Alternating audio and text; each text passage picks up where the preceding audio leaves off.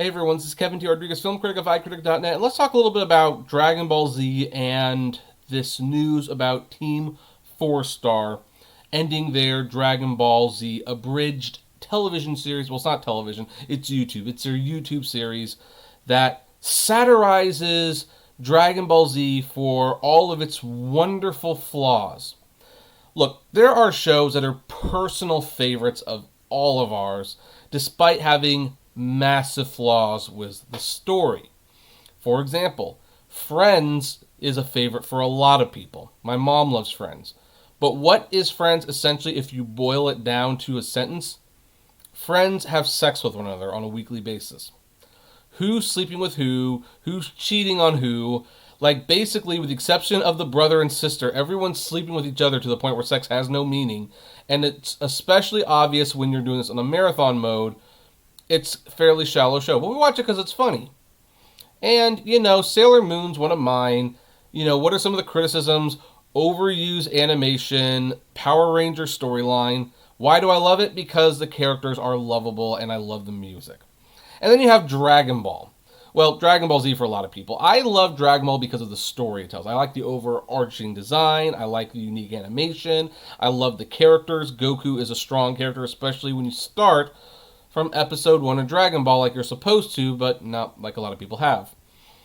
But it has gained a reputation and a nickname called Drag On Ball Z, where the show just drags on and on and on through fight after fight. How many power-ups? Actors sound like they're about to take a big dump. There's a lot of goofy things in Dragon Ball that you just kind of accept.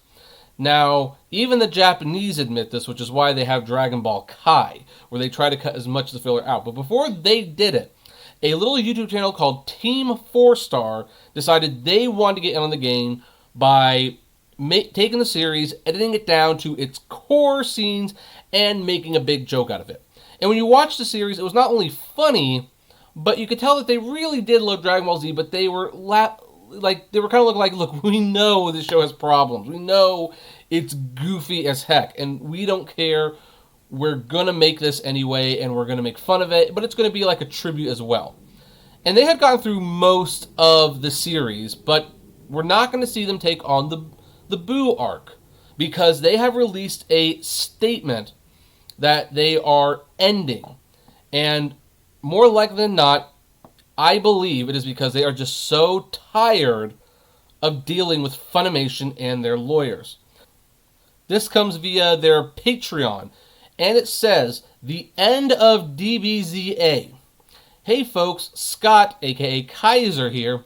There's been a lot of talk the last year about what the future of Dragon Ball Z Abridged is, and while we've tried to update people, we've failed at making things crystal clear to everyone. Well, and that usually comes from, I'm going to be adding my commentary throughout this, because you're just not sure, and there's like internal debate about what you're going to do. We're planning on a full video talking about it, but we want to make sure that we can give you the full rundown now that we've made our final decisions. We currently have no plans on continuing with the Boo saga in the original style or in the style of the short Z at this time. It's interesting how they mention styles, which means they might find another way to do Dragon Ball Z Abridged, but that's neither. Let's continue. Recently, we publicly announced that DBZA will not continue via the original footage a la our classic method of abridging. However, we talked publicly about possibly moving forward with the Boo saga via the same animation provided in the short Z. Unfortunately, after serious deliberation, we currently find this process unattainable. For those of you with questions, I'm going to try to address them here. You guys promised Season 4 of DBZA. Why did this change? I'm going to go over them one by one. The ending of the Cell Saga gave us a sense of finality that is impossible for us to escape. I don't believe this one, by the way. We put our hearts and souls into making that finale stand out, and everything we've worked on with the original footage since has left us feeling hollow. In all fairness, the Boo saga is much weaker than the Cell Saga. This is a distinctly personal reason, but it's also incredibly important. Many shows lose steam as time goes on, as the creators extend their work far beyond its natural lifespan. We're feeling that with this, and that's a scary, depressing thought. We don't want to end up like The Simpsons, Dexter, Scrub MD, just to name a few. Oh, I will point out, guys, I'm going to point out, you know you've got just one more season. I mean, unless you want to really stretch it and bring GT and Super into it. Heck, I could even see you doing like totally slamming on GT, doing a bridge version, and then basically having like a restart at the end. Like we're gonna reboot and pretend this never happened. But you know, if you wanted to finish the Z part, one more season. Do you have enough for one more season? Yes or no? Maybe you don't, but again, I don't think this is a real reason. And yes, we know there's more story to work with. But in all honesty, there just isn't the emotional attachment and passion for the arc that drove the last 3 seasons. This is another very personal reason, but it's unavoidable. We do not enjoy tearing down and mocking the things we love, which is why I stated early on, I believe this was like a love letter to Dragon Ball Z. We want to celebrate them, expand on them, explore them, and sometimes make light of their shortcomings.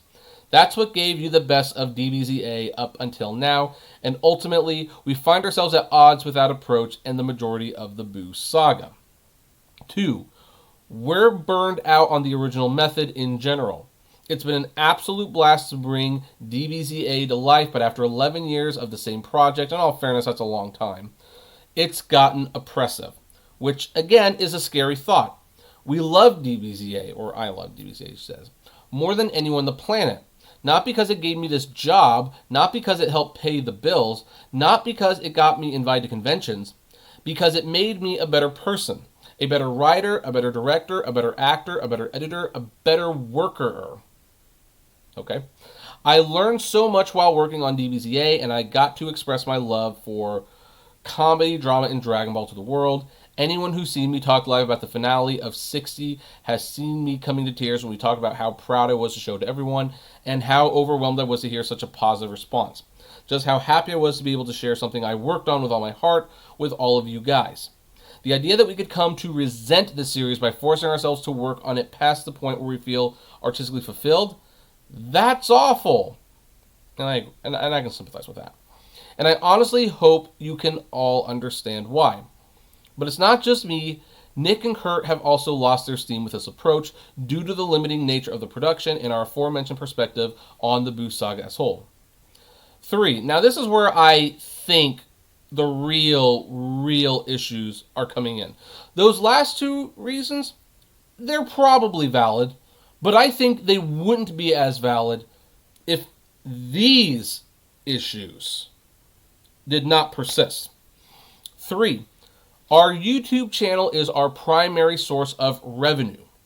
While the Patreon absolutely has helped us with several new projects, Episode 5 of Unabridged is now in the can and we continue filming early February, the lifeline that sustains the company is our main channel.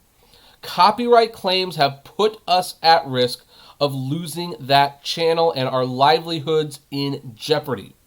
We have our employees to look out for, our friends, our colleagues, and doing right by them.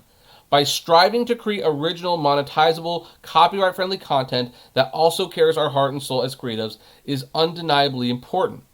We've thought about hosting DBZA on other sites, but nowhere has been safe, and worse, it would serve to draw attention away from our hub, which ultimately could lead to less views, less support, in either the scaling back or collapse of our company.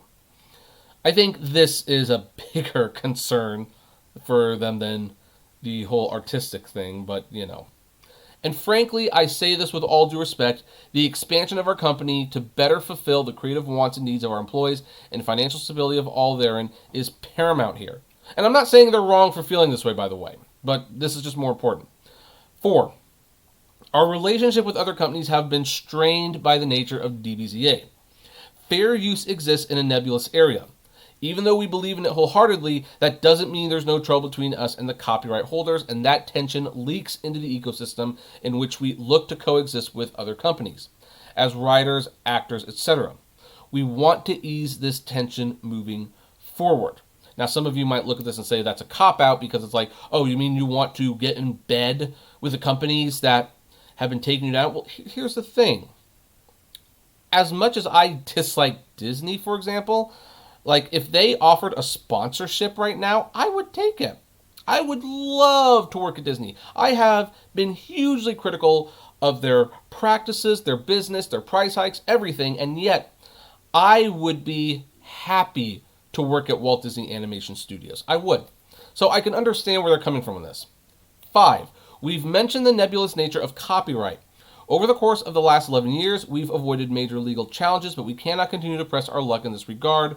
We want to live in a less gray area without the sword of Damocles above our heads. So, they have one point that they are artistically burnt. Here's the thing. The first 2 points, I should say, about being artistically burnt and enjoying this. But then you have 3 points, and they spend much more time on this, about how they are basically tired of the copyright problems. And I understand that. When was this decision made? There was no concrete date, but it was in October 2019 that we decided to no longer use the footage at all. It started last August, early September. We'd been working on the script for BoJack since May and had been struggling to get anything of substance on paper. While it wasn't a complete wash, we weren't happy with the bulk of it.